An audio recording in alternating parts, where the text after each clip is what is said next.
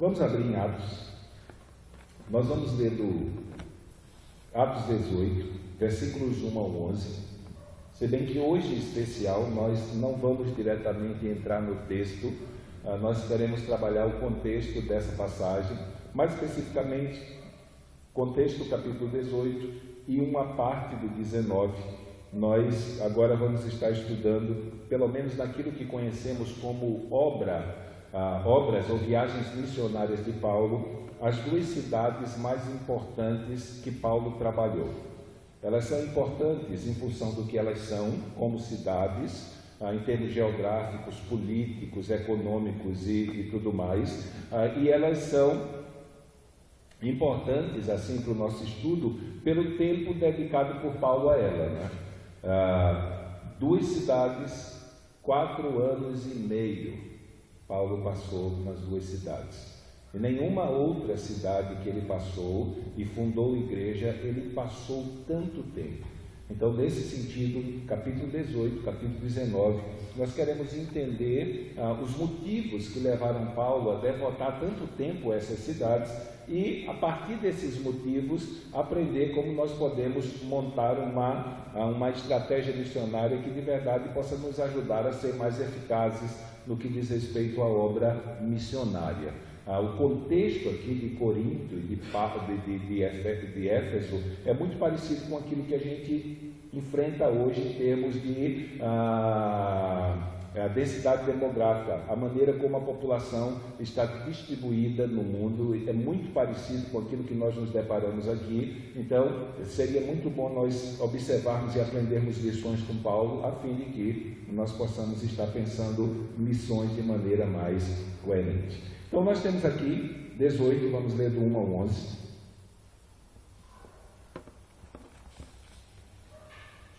Está escrito: E depois disso, partiu Paulo de Atenas e chegou a Corinto. E achando um certo judeu, por nome de Áquila, natural de Ponto, que havia pouco tinha vindo da Itália, e Priscila, sua mulher, pois Cláudio tinha mandado que todos os judeus saíssem de Roma, se ajuntou com eles. E como era do mesmo ofício, ficou com eles e trabalhava, pois tinham por ofício fazer tendas. E todos os sábados disputava na sinagoga e convenciam judeus e gregos. E quando Silas e Timóteo desceram da Macedônia, foi Paulo impulsionado pela palavra, testificando aos judeus que Jesus era o Cristo. Mas, resistindo e blasfemando eles, sacudiu os vestidos e disse-lhes: O vosso sangue seja sobre a vossa cabeça. Eu estou limpo e desde agora parto para os gentios. E saindo dali entrou em casa de um homem chamado Tito Justo, que servia a Deus e cuja casa estava junto da sinagoga. E Cristo, principal da sinagoga, creu no Senhor com toda a sua casa. E muitos dos coríntios, ouvindo-o, creram e foram batizados. E disse o Senhor em visão a Paulo: Não temas, mas fala e não te cales, porque eu sou contigo e ninguém lançará mão de ti para te fazer mal, pois tenho muito povo nessa cidade.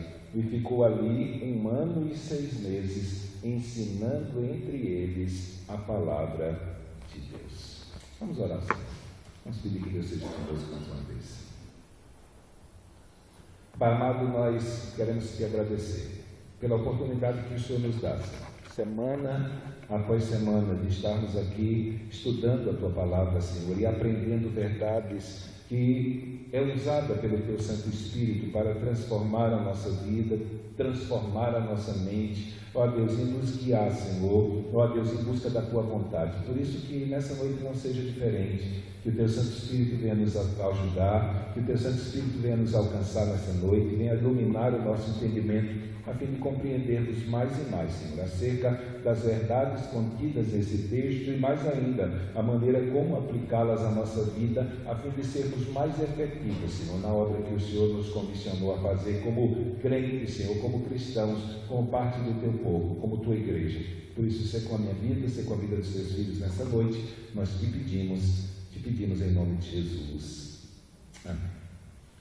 Quando pensamos nessa porção das Escrituras, final da segunda viagem missionária de Paulo, 19, início da terceira viagem, nós nos deparamos com algumas situações pertinentes e pertencentes a essas duas cidades que nos levam a aprender com Paulo um modelo de estratégia missionária que pode ser aplicada ao mundo que vivemos hoje. Hoje, basicamente, não podemos pensar em obra missionária sem levar em consideração a vida e o ministério do apóstolo Paulo, mais especificamente, como ele desenvolveu a obra missionária a partir das suas 3 viagens, tendo como princípio a dependência do Espírito Santo e escolhendo assim lugares que de verdade poderiam cooperar para a expansão do Evangelho no mundo. Então, pensar em missões é pensar no apóstolo Paulo e na expansão do Evangelho a partir do mundo judaico para o mundo gentílico.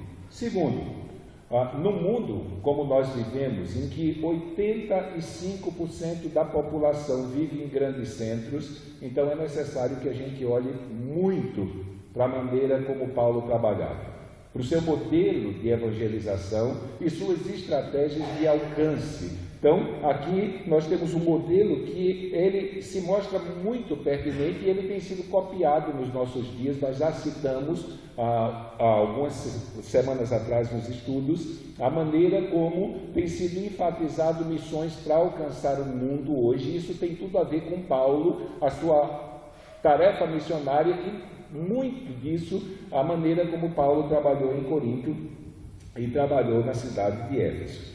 Terceira coisa, antes de irmos para esse texto, ou trabalharmos no contexto que estava de pano de fundo desses dois capítulos, no mundo hoje globalizado, onde nós podemos nos dirigir a regiões geográficas significativamente pequenas e termos acessos a pessoas de vários lugares do mundo ao mesmo tempo, isso nós aprendemos com o apóstolo Paulo, que é uma ótima metodologia de alcance do mundo perdido, a fim de que nós venhamos cumprir a tarefa de evangelizar pessoas ou povos ou línguas, ou melhor, evangelizar pessoas de todas as nações da terra. Então, a exemplo de Paulo, hoje é possível, num pequeno espaço geográfico, nós conseguirmos evangelizar pessoas de várias nações ao mesmo tempo. Nós temos centros como São Paulo, as cidades que nós chamamos de cosmopolitas, elas têm pessoas de várias nações ou procedentes de vários povos habitando lá, um estado da União muito propício para nós termos contatos com pessoas de várias nacionalidades é Santa Catarina. Nós temos aqui italianos, nós temos aqui alemães, nós temos aqui japoneses, nós temos aqui austríacos, temos colônias na Serra de vários países do mundo que podem ser alcançados a partir da evangelização dessas pessoas. Então, tudo, pensando na maneira como Paulo trabalhava, coopera para que nós possamos estabelecer um plano missionário de alcance das nações. Sim, como é que eu posso dizer assim? Estabelecendo o nosso trabalho numa região geográfica significativamente pequena, mas que possui representantes de várias nações lá. Essa é uma das maneiras que missões têm sido trabalhado hoje. Nós falamos isso algumas semanas atrás. Hoje, em algumas consultas, há um estímulo para se treinar missionários para os grandes centros mundiais. Então, você vai para os Estados Unidos, não só tem americano lá, existem pessoas de várias nações do mundo.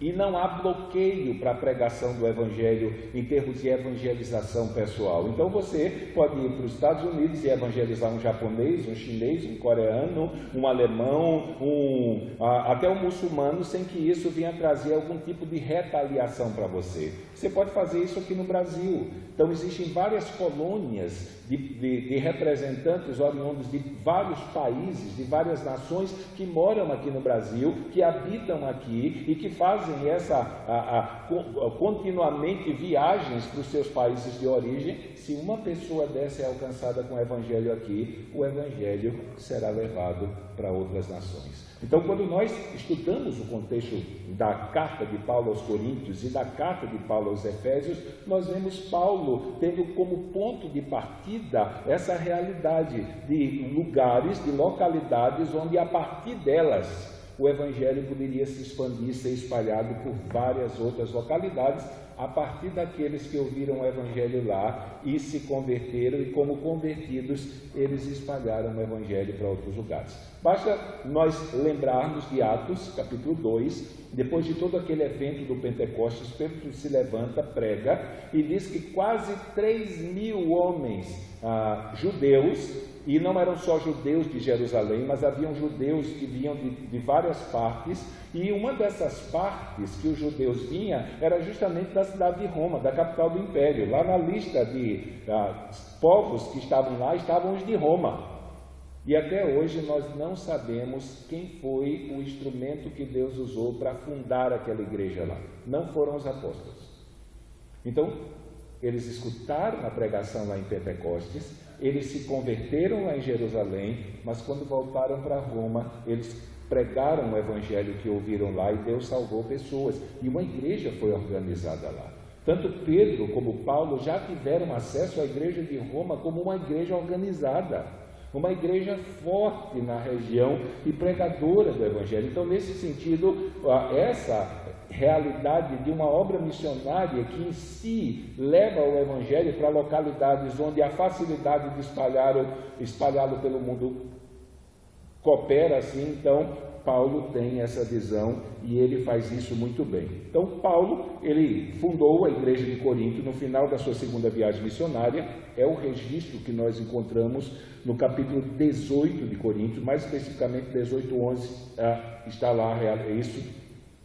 E nesse período em que ele esteve lá, ele passou 1 ano e 6 meses lá, ele pregou o evangelho levando muitos dos seus ouvintes, e ali se converteu muita gente a Cristo. Depois de Corinto, nós vemos Paulo se dirigindo a Éfeso. Na verdade, ele vai primeiro, deixa Priscila e Áquila lá, não fica, e logo após ele retorna, e aí sim ele passa todo aquele período de 3 anos agora com uma nova estratégia, assim, né? A ênfase do trabalho de Paulo em Éfeso não é tanto ele sair pregando, mas ele treina um grupo, aqueles 12 que ele encontra lá, que eram discípulos de João Batista, e ele prega, anuncia que a promessa que João Batista havia anunciado, ela se cumpriu, e ele ora por eles, eles recebem o Espírito Santo. Paulo treina eles, e o texto diz que toda a Ásia ouviu o evangelho a partir daquele grupo que Paulo treinou.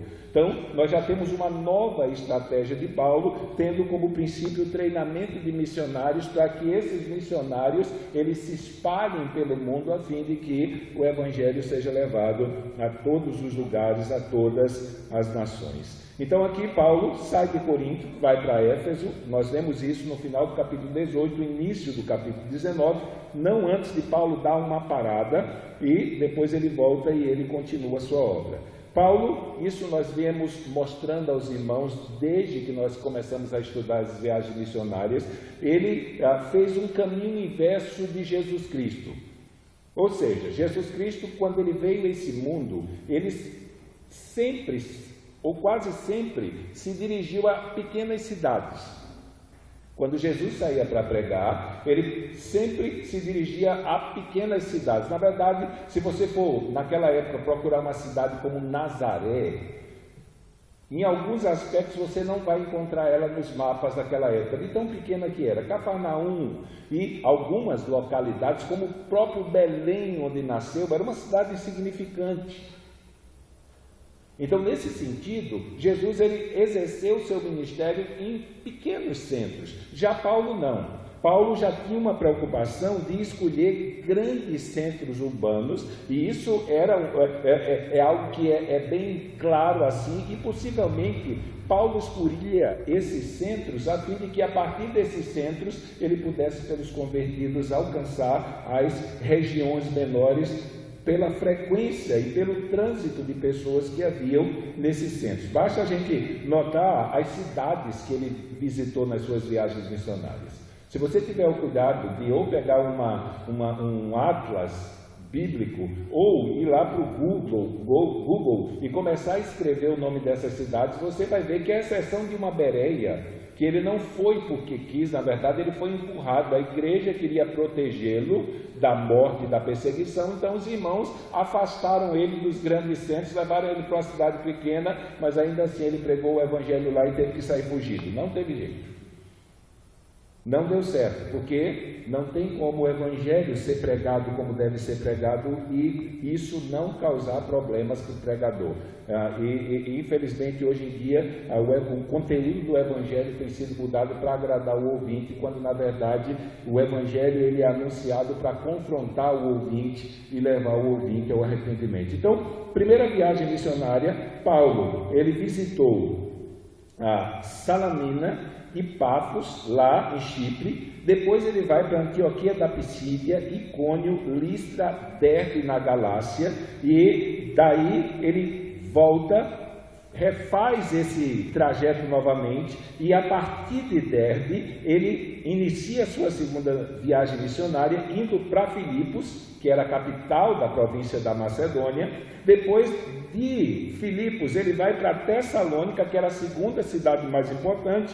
Por força da perseguição, os irmãos, para preservá-lo e para poupá-lo, e até para guardá-lo de não ser novamente caluniado e ser preso, os irmãos levam ele para Beré, que era uma cidade pequena. Era como se você estivesse viajando aqui na BR-101 e adentrasse 70, 80 quilômetros, e aquela cidade pequena estava lá no pé da serra. Eles acreditavam que Paulo estaria protegido lá, só que a mensagem da transmissão do evangelho, da pregação e da conversão de pessoas ibereias levaram aqueles judeus de Tessalônica que causaram toda aquela confusão a irem para Bereia, causar confusão também lá. Paulo tem que fugir de Bereia e ir para Atenas. Em Atenas foi uma das partes do ministério dele em que ele teve menos fruto.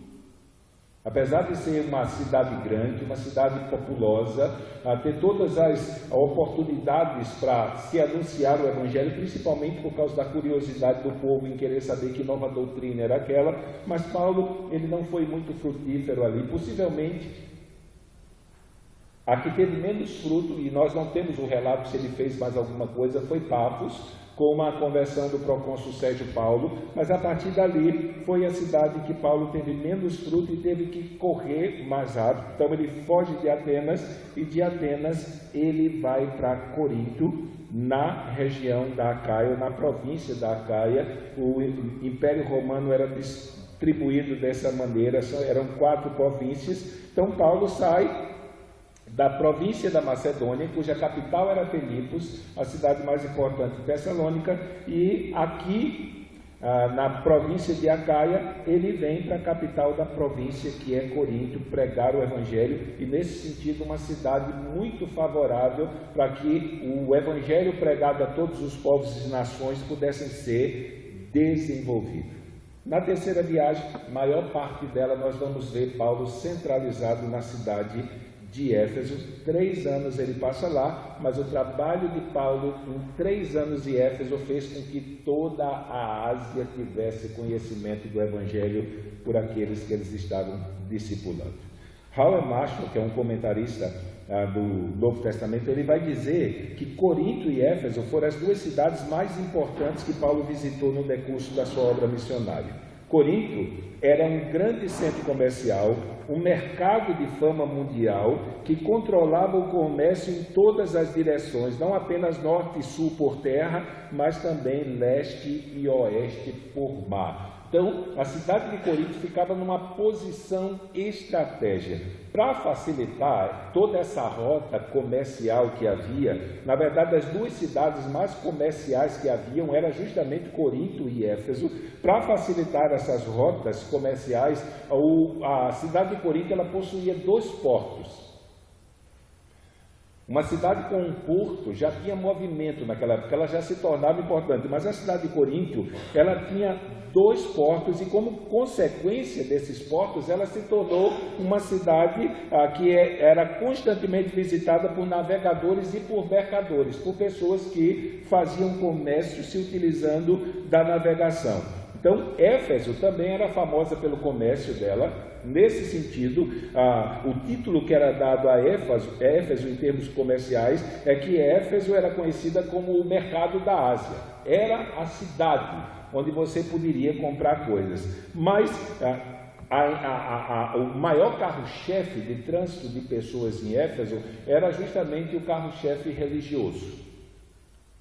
Quando nós formos estudar a carta, e é conhecido dos irmãos já, na cidade de Éfeso estava o templo da deusa mais famosa e mais cobiçada nesse sentido em termos religiosos da Ásia. Era muito parecido com aquilo que acontece em Aparecida, em São Paulo, né? Que as pessoas vão tudo lá, ou com Padre Cícero lá no Nordeste. Então, pessoas de várias localidades, de vários lugares, de várias cidades, de vários estados, viajam para lá para cultuar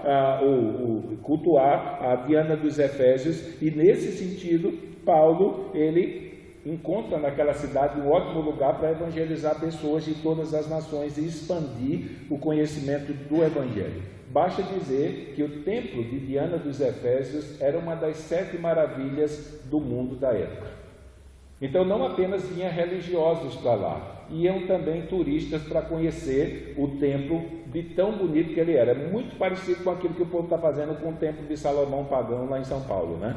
Vez por outra eu encontro foto de crentes daqui de Santa Rosa lá, tirando foto na frente do templo de Salomão. Eu disse, gastar dinheiro para simplesmente ir conhecer uma edificação pagã, né? Eu digo, é pagã por quê, gente? Porque o nosso relacionamento com Deus, ele é mediado por Jesus Cristo e somente por Jesus Cristo. Não existe nenhuma construção humana a qual se pode atribuir o lugar onde você vai lá encontrar Deus. Nós nos encontramos com o povo de Deus para cultuá-lo. Deus não habita em templos feitos por mãos de homens, e nem tampouco estabeleceu um lugar físico aqui nesse mundo para que nós o conhecêssemos. Era sombra aquilo que havia no passado.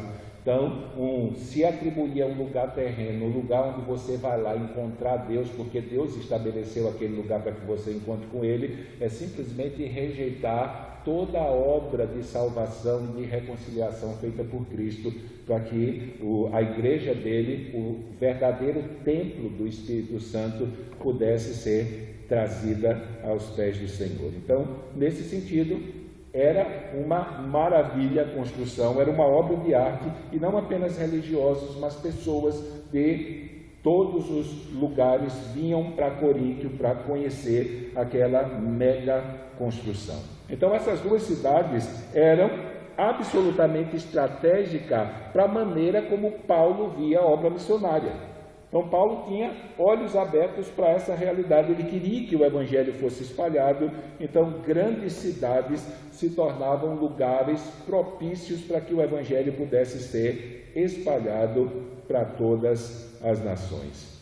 Paulo, ele vai a Coríntio, vai a Éfeso, ele volta àquela rotina. Agora Paulo escolhe a cidade. Ele volta àquele trânsito dele normal, de cidade grande em cidade grande, cidade grande em cidade grande, a fim de que ele possa pregar o Evangelho. Então Paulo vai para Corinto e passa 18 meses. Passa 1 ano e meio lá pregando o Evangelho. Nós vemos para trás, Paulo vai, passa 1 semana no lugar, prega, a gente se converte, ele já vai para outro, passa mais 3, 4 semanas, sai de lá, prega em outro lugar, às vezes chega no lugar, só prega um final de semana ou 2 e vai para outro lugar, e aí nós vemos Paulo se estabelecendo de verdade em Corinto. E de Corinto, mais ainda em Éfeso, que motivos levou Paulo a escolher essas cidades como ponto estratégico e missionário para que o Evangelho pudesse ser espalhado para as nações ao redor? Primeira coisa que nós podemos observar, isso devemos levar em consideração, é a posição geopolítica de Corinto. A posição geográfica, ela era o que nós dizemos aqui, era a cidade mais importante da província de Acaia. A província senatorial era a maneira como o Império Romano dividia como se fosse o Brasil aqui por regiões, norte, nordeste, centro-oeste, e nessas regiões tinham umas cidades e estados. Então, nesse sentido, o Império Romano era dividido em 4 grandes províncias, e uma dessas províncias era a província de Acaia, e a capital dessa província era justamente a cidade de Corinto. Então, era uma cidade que favorecia a expansão do Evangelho, porque havia uma gama muito grande de pessoas transuentes passando por lá. Ainda pensando nessa realidade geográfica, basta dizer que, não apenas por ser capital da província, mas a cidade de Corinto, naquela época de Paulo, possuía mais ou menos 200 mil habitantes. Não era uma cidade pequena. Era 2 Criciúma, grudadas uma na outra, 2 Tubarão.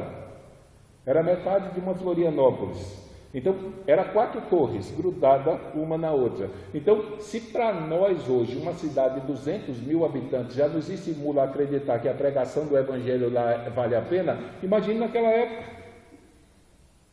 Então, Paulo tinha uma mega cidade. E ele tinha nessa mega cidade, não apenas por causa do fluxo de pessoas de fora que passavam, mas por causa da grande população que tinha, uma oportunidade muito grande de evangelizar não apenas um determinado povo, mas também povos de várias nações. Corinto, ele era privilegiado na cidade de Corinto, porque ela era banhada por 2 mares. E em cada mar havia um porto. Por um lado, ela era banhada pelo mar Egeu e, por outro, pelo mar Jônico. E eles aproveitaram essa posição privilegiada e colocaram 2 portos. Um porto que era chamado Porto de Léquio, e nesse porto em especial, eles receberiam o que para nós seria aqueles que vinham do Ocidente, os que estavam virados para o nosso lado. Então, no porto de Léquio, ele recebia os navios da Itália, da Espanha e do norte da África. Do outro lado, ele tinha um porto de Cencreia, que ficava a 11 quilômetros a leste de Corinto, e nesse porto ele recebia as navegações do Egito, da Fenícia e da Ásia. Então, imagine a cabeça de Paulo pensando em missões num lugar como esse. Ele tinha a oportunidade de evangelizar uma população de 200 mil pessoas que eram nativas do lugar, e além de ter 200 mil pessoas pagãs, incrédulas, para pregar ali e anunciar o Evangelho para eles, ele ainda tinha de bônus a possibilidade de evangelizar asiáticos, fenícios, africanos e europeus ao mesmo tempo. E como consequência dessa obra, o Evangelho ser espalhado para todos os lugares do mundo através dos convertidos que ele fosse alcançar lá. Então a cidade de Corinto recebia gente nova todos os dias. Vinha gente, saía gente, então pessoas oriundas do mundo inteiro. Ele ficava literalmente no corredor do mundo por onde passavam pessoas de várias localidades, de várias nações. E um certo escritor disse o seguinte, que evangelizar Corinto era um plano estratégico, porque a partir dessa cidade o evangelho poderia espalhar-se e alcançar o mundo inteiro. Ele diz que evangelizar Corinto era evangelizar o mundo. Então era uma oportunidade muito grande. Daí a gente começa a pensar o porquê Paulo demorou tanto tempo lá. Era muito trabalho.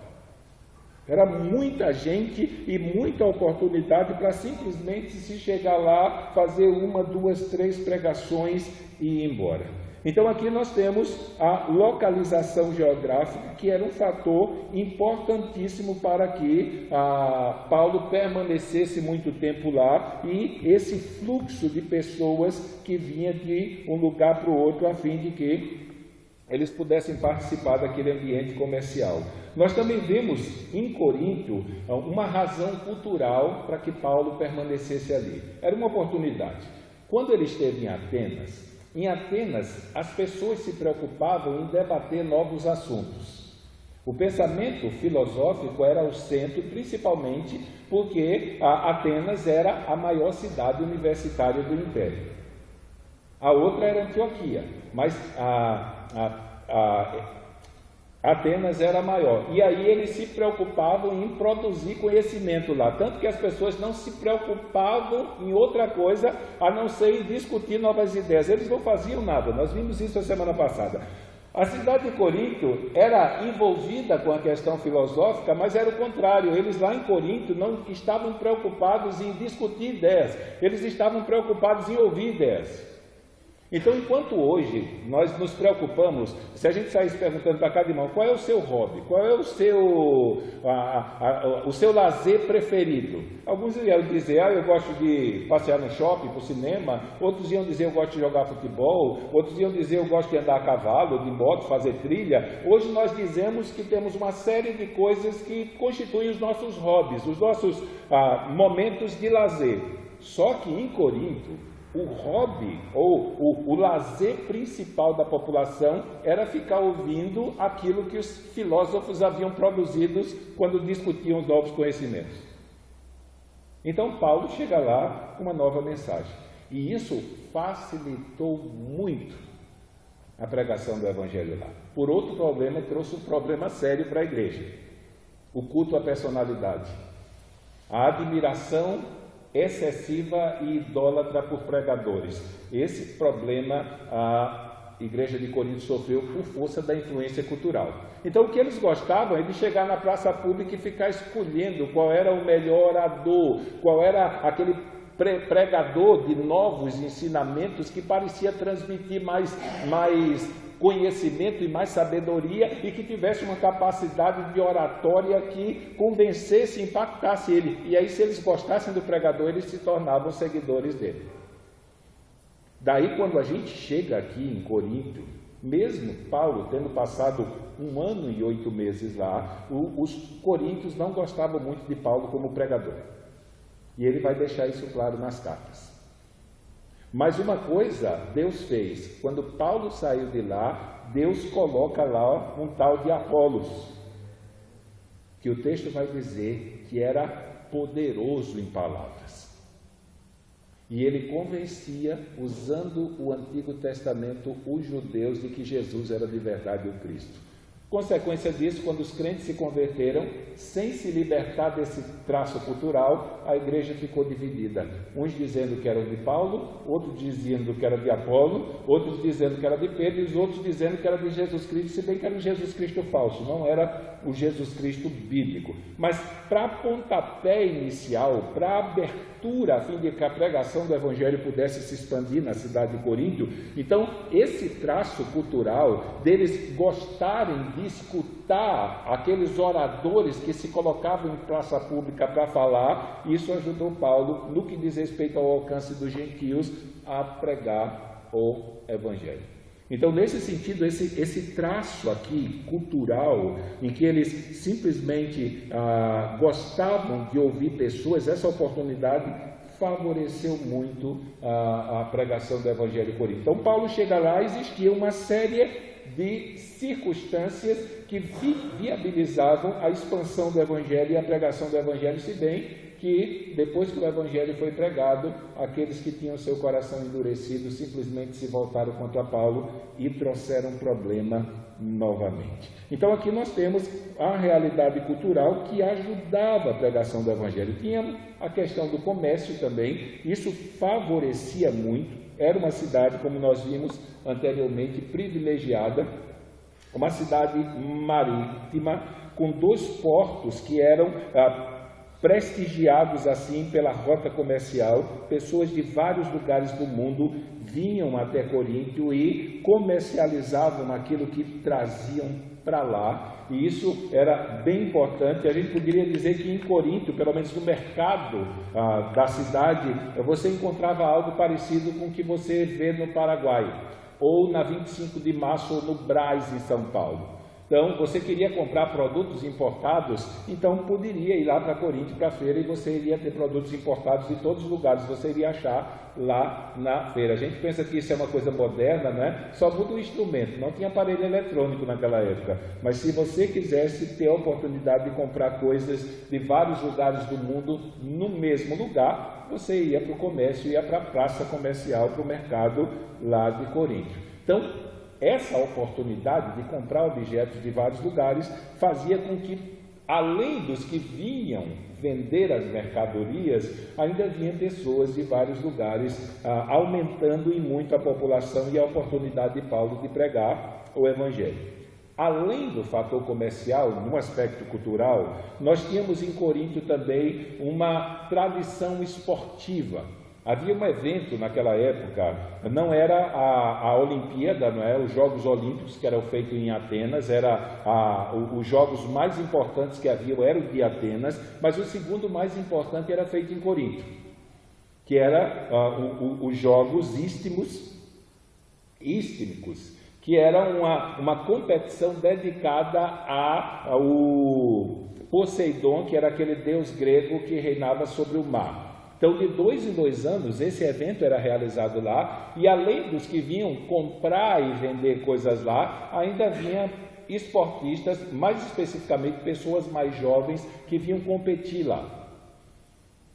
Então, Paulo tinha oportunidade para pregar para os da cidade, pregar para aqueles que vinham comercializar, pregar para aqueles que vinham comprar coisas lá e pregar para aqueles que vinham praticar esportes lá e competir nos jogos que haviam lá. Então, era uma oportunidade muito grande assim para um homem como o apóstolo Paulo, que tinha como fim principal da sua vida pregar o Evangelho a toda criatura.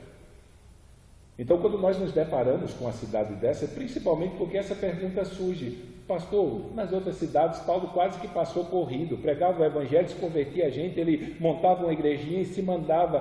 Por que aqui ele parou tanto tempo? Observando essas questões culturais, nós vemos que era um lugar profundamente propício para pregar o Evangelho, além daquilo que Deus disse para ele, que nós lemos no texto hoje e vamos explicar a semana que vem. Mas aqui nós temos essa tradição esportiva que fazia parte, a abertura para as novas ideias, o comércio que influenciava muito a vinda de pessoas de outro lugar e, pensando no apóstolo Paulo, a questão moral da cidade. Então, para você ter uma ideia, a cidade de Corinto, ela foi considerada a cidade mais pervertida do mundo naquela época. Então, pense numa cidade imoral, corrupta, promíscua, a pior que existia no mundo conhecido daquela época. Corinto recebeu o Oscar. Então, a degradação moral da população de Corinto e da cidade era complicada. Apesar dela ser profundamente intelectual, por outro lado, ela era moralmente depravada. Ela tinha recebido o título da cidade mais depravada do mundo conhecido da época.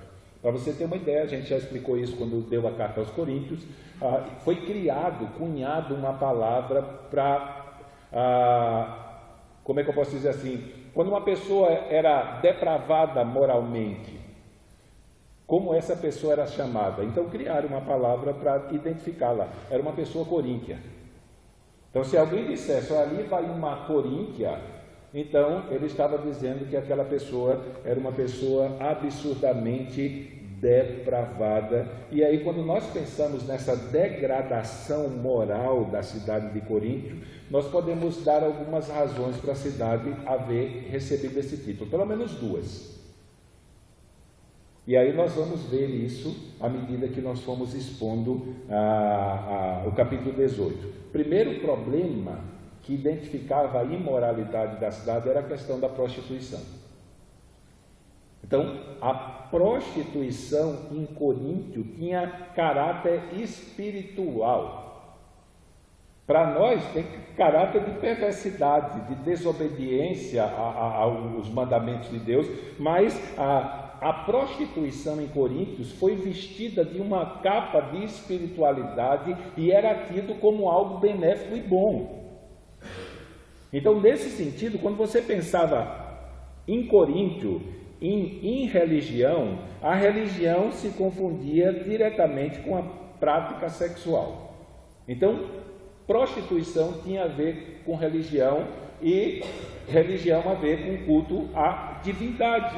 Para você ter uma ideia, em Corinto havia 2 apesar de haver vários deuses sendo cultuados, havia dois deuses principais. Um era Apolos, e Apolos, ele poderia dizer assim, ele era o top da região baixa da cidade, o templo dele era na parte mais baixa, e Afrodite, que era a deusa do amor, né, entre aspas,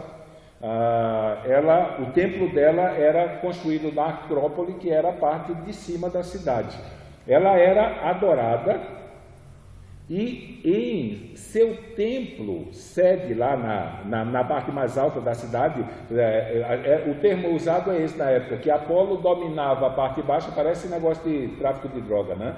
E a Afrodite, ela dominava a parte mais alta da cidade, e o seu templo era construído lá. E no templo sede dela, alguns estudiosos chegam a afirmar que haviam 10.000 mulheres servindo como prostitutas cultuais.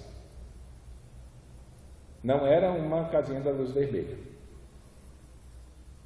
Mas só no templo de Afrodite haviam pelo menos 10.000 prostitutas. Elas eram sacerdotisas e na prática da adoração a Afrodite, que era a divindade pagã, se praticava a prostituição. Era uma parte do culto. Então a gente tem o culto da gente. A gente lê o texto, ora, louva e medita na palavra a fim de compreendermos como nós podemos viver de maneira mais agradável. No culto de Afrodite, uma parte desse culto era a prostituição. Era a prática da prostituição, e isso era associado à questão religiosa, e daí você entende porque a cidade de Corinto recebeu esse título, da cidade mais pervertida, mais devassa que havia naquela época. Não bastando essa questão das prostitutas cultuais praticarem sexo no templo, quando chegava a noite elas desciam a Acrópole, vinham para a cidade baixa e aí iam para o porto.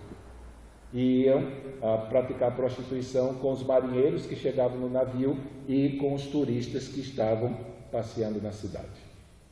Então essa era a vida da cidade de Corinto, esse era o lugar onde Paulo agora tinha a oportunidade de pregar o Evangelho. Era um ambiente profundamente marcado pela prostituição e pela impureza sexual. Se a gente pensa que a coisa não pode piorar, ela ainda tinha outro problema que engrossava o ato dela merecer esse título, que era o homossexualismo.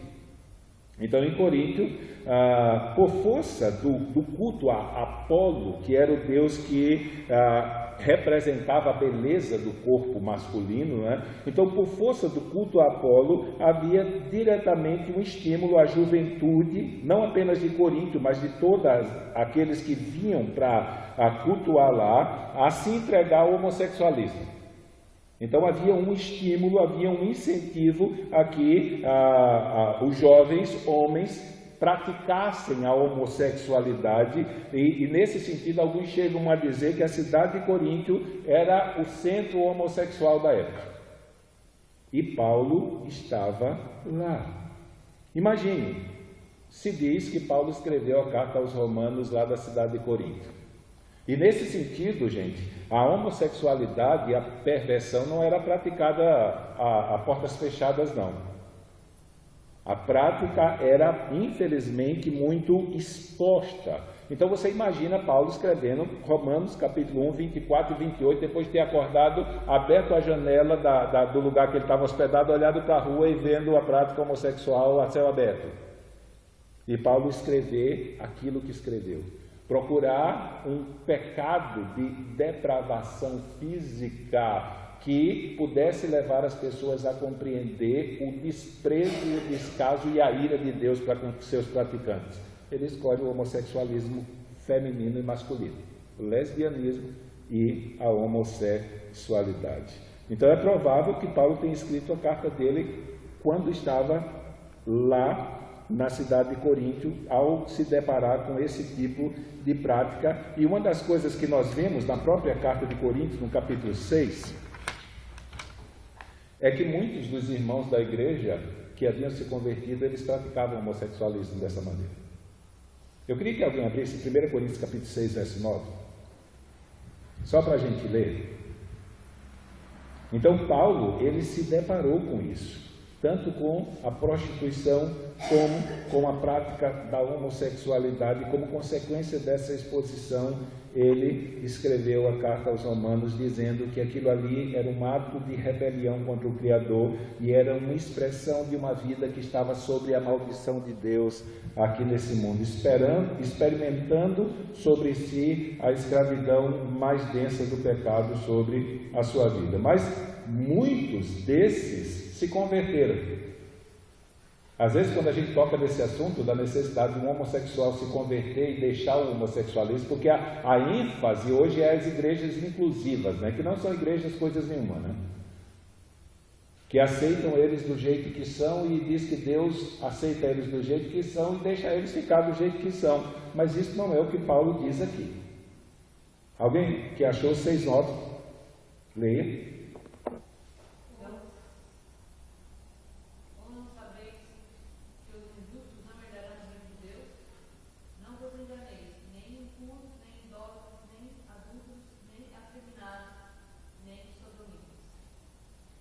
Então ele diz, não vos enganeis. E aí ele usa duas expressões que eram usadas na época, né? O efeminado e o sodomita. O efeminado era o homossexual que fazia o papel de mulher. Ele não era valorizado. Ele era até visto de maneira, como é que eu posso dizer assim, marginalizada, porque a ênfase do Império Romano era a virilidade. Tanto que a humildade não fazia parte, não era chamado de virtude, era chamado de fraqueza. Então, aqueles que eram viris, eram másculos e tudo mais, então, o que fazia papel de homem era bem visto. Mas o que fazia papel de mulherzinha era tido como um coitado. E Paulo diz, olha, diante de Deus é coitado os dois. Não importa se faz papel de mulher ou de homem, então esses dois, eles precisavam entender que se continuassem nessa prática, eles não entrariam no reino de Deus. Então não tem como você pensar numa realidade de, como é enfatizado hoje, de igreja inclusiva, onde há possibilidade de se conviver com o juízo de Deus e a bênção de Deus ao mesmo tempo, porque Paulo, em Romanos capítulo 1, apresenta a prática homossexual como um comportamento oriundo de pessoas que estão sobre a ira de Deus e sobre os quais Deus retirou a sua mão e os entregou em juízo diretamente à prática pecaminosa. Por último, nós temos a realidade espiritual da cidade de Corinto. Então, nesse sentido, se temos todos esses fatores que colaboraram para Paulo passar muito tempo lá, então agora temos a última razão que poderíamos apresentar. Corinto não só tinha Apolo e Afrodite como deuses a serem cultuados.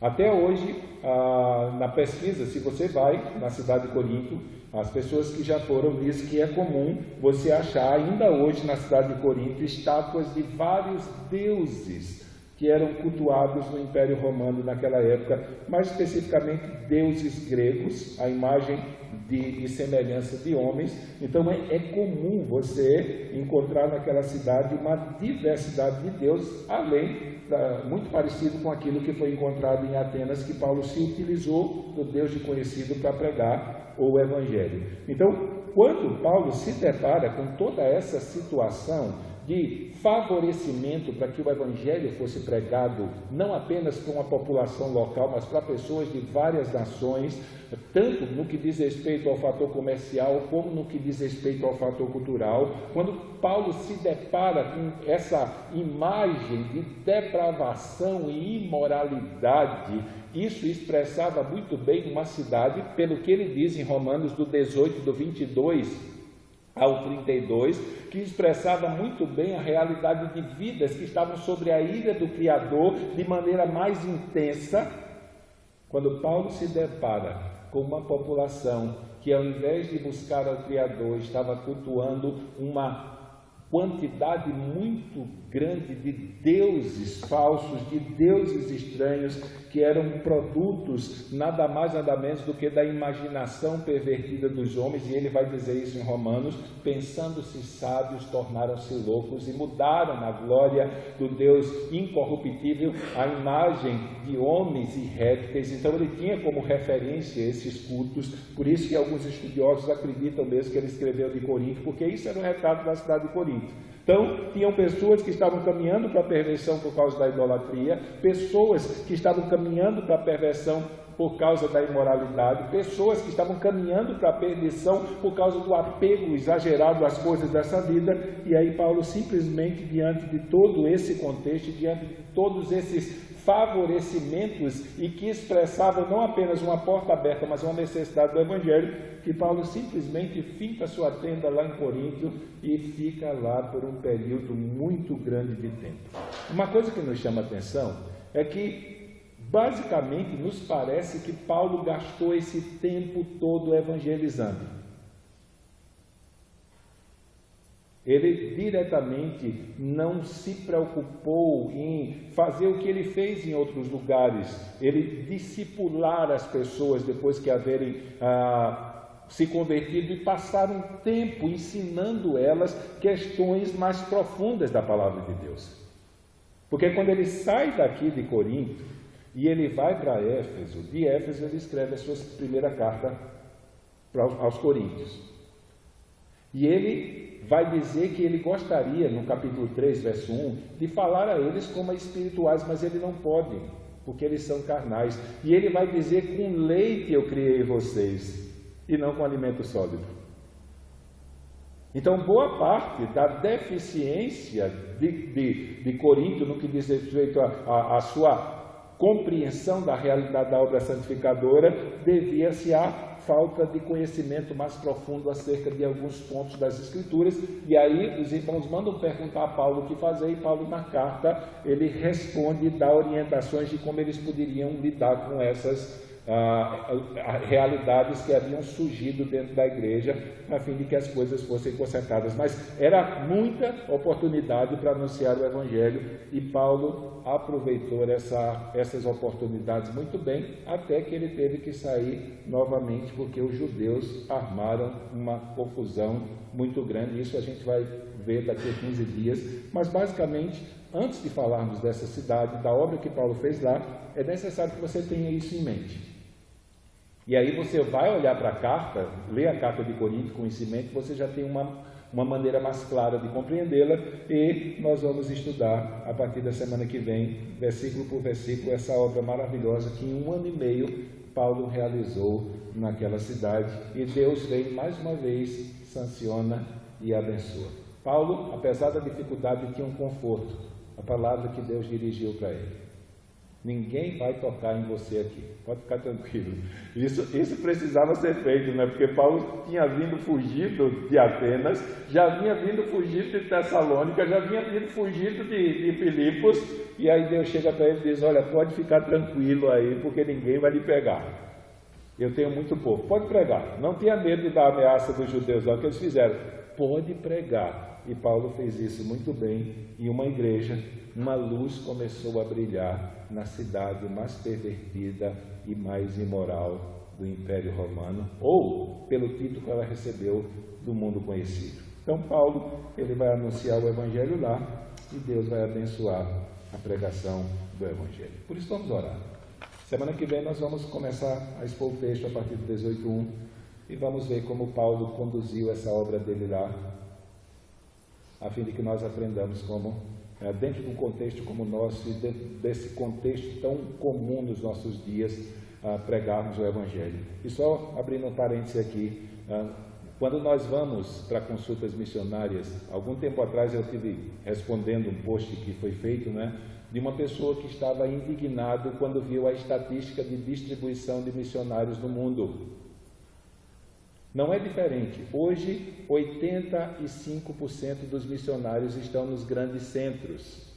E aí alguém abre a boca para dizer: esses missionários estão tudo aí porque não querem ir sofrer numa cidade do interior. Gente, 85% da população do mundo mora em grandes centros.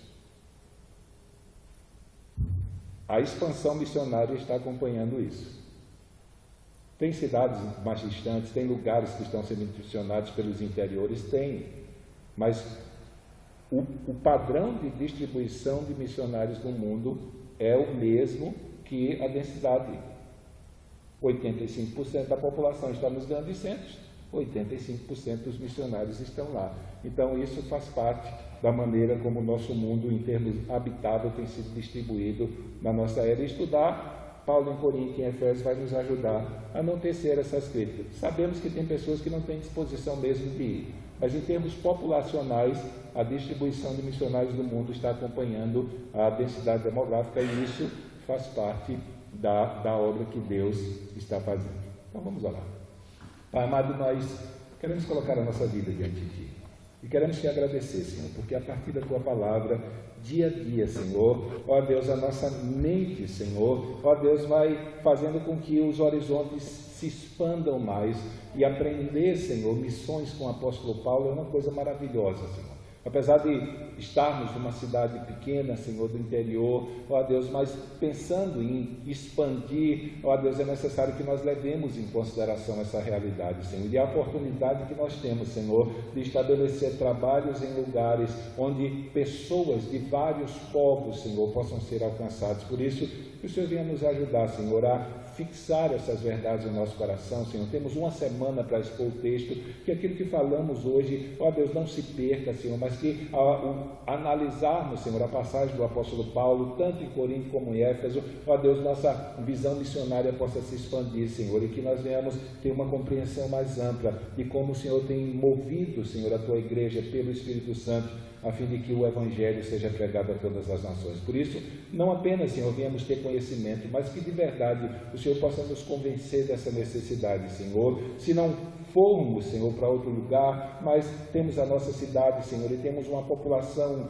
relativamente grande em relação ao número de habitantes que tem, que ainda estão caminhando para a perdição e não conhecem o Teu caminho e a Tua salvação. Por isso, nos ajuda, Senhor, a sermos testemunhas dessa mensagem, a fim de que nós possamos ver muitos santarrosenses, Senhor, habitando na eternidade conosco, no Teu reino de glória, Senhor. Por isso, vem nos fazer um instrumento para alcançá-lo, Senhor. Vem nos dar ousadia pelo poder do Teu Espírito, Senhor. Vem nos levar a essas pessoas e nos dar ousadia de partilhar essa mensagem de salvação tão maravilhosa que centraliza no Teu Filho Jesus Cristo a esperança de vida eterna do pecador.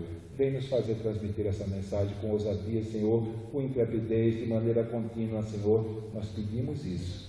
Te pedimos em nome de Jesus. Amém. Amém? Quinta-feira, nosso culto das senhoras, o culto das mulheres, e sábado e domingo, volto a lembrar, temos o aniversário da nossa missão ali na Glorinha, a partir das 8 horas no sábado, 9h30 no domingo. Quem vai almoçar conosco, leva a senha, e nós vamos estar tendo aquele momento comum. Então, cumprimente seu irmão. Se você trouxe dízimo e oferta, pode estar ofertando.